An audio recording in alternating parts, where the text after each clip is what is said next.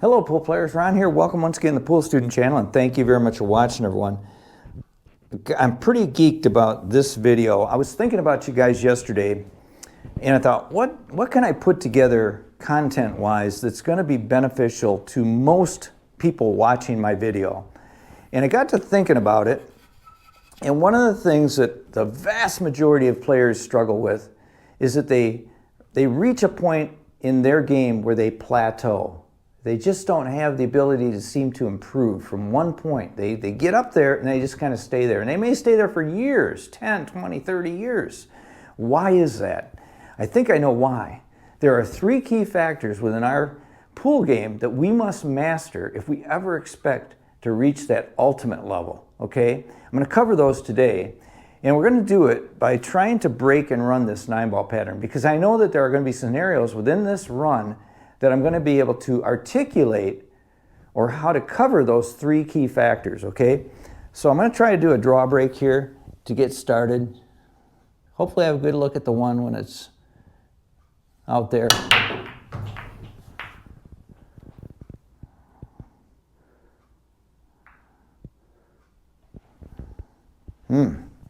Looks like I don't have my look at my one. I like the draw break, but that one it did not work out too well. Okay, I see what I'm going to do here. I'm going to go cross corner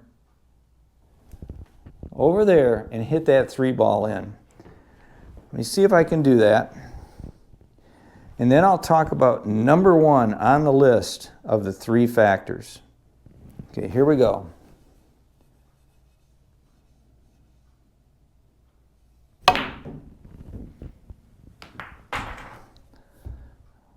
That was the hard part, is what do you do after? Got lucky. I mean, did not know, where the ball was going to go after. So that was just so hard. I had to let the cue ball run, but that worked. It worked out. Okay, so let's see if we can take advantage of a good break. Looks like I can just draw this out of that. It's pretty straight. If I use some low right, I can draw into this area and have this shot on the 2. Before I do that, I'm going to cover the first most important part or the most important factor within our game that we must master if we're ever going to expect to get good at this game. And that is the pool stroke. We have to have a repeatable, smooth action, straight pool stroke. If we don't, we'll never be able to reach any of those high levels of play.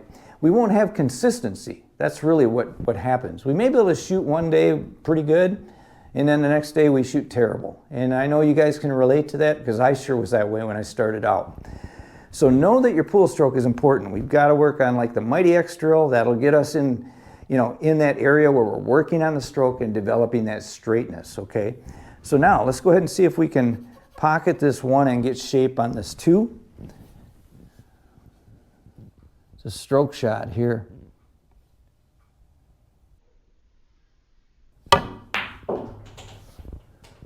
Get off that 9. Okay, that's all right. We're okay.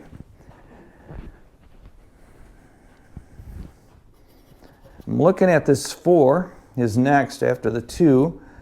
Can I get right about there? That would be nice. I think I can.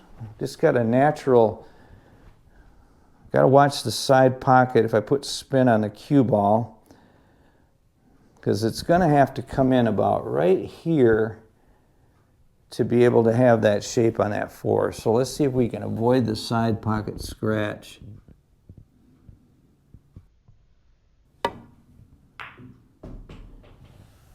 Yeah, I'm a little bit nervous about that. See how I got close to that side pocket? I kind of knew that. I hit it slow enough where I thought it would come up short. I was actually aiming up here.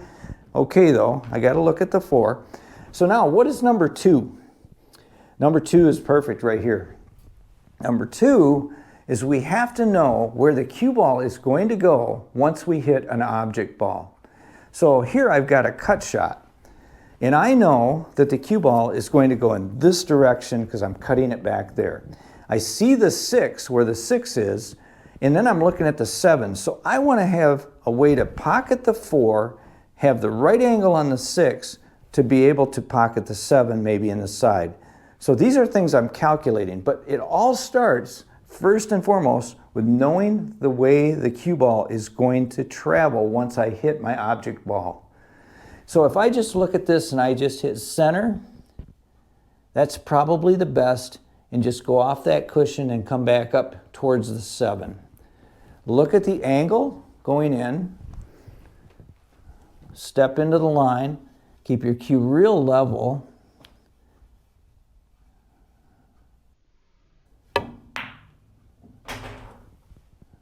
Perfect. Okay, now, real simple. We're going to now cover number 3.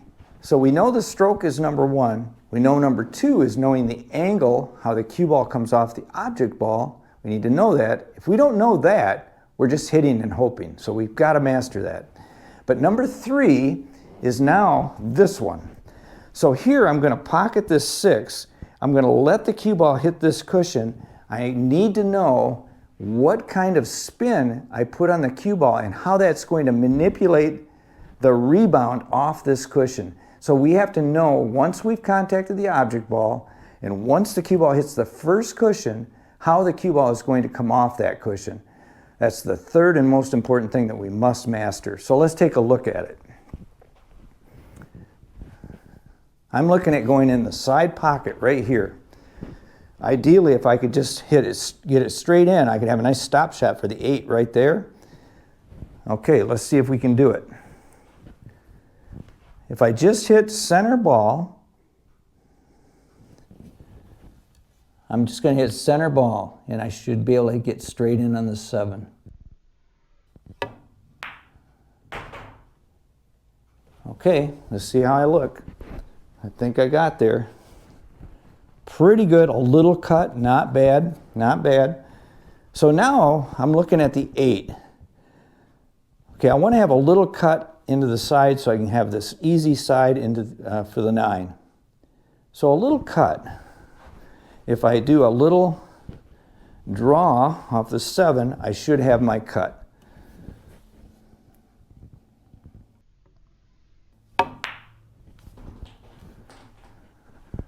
And there's my cut. Perfect.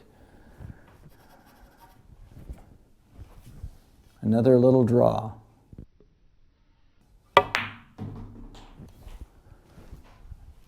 And now I'm straight in pretty much to the side.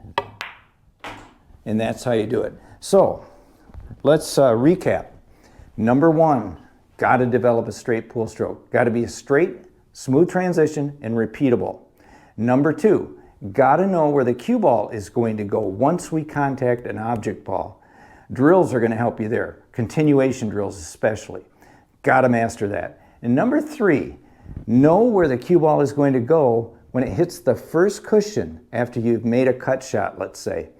And if you add some spin, know where that's going to make that cue ball go. In this case, I just hit center ball, but sometimes I might have to add some inside or outside spin. You need to master what's going to happen once that cue ball has that spin, that English, and once it hits the cushion and where it's going to go. So if you guys have any questions or comments, leave them in the comment section below. I answer every one.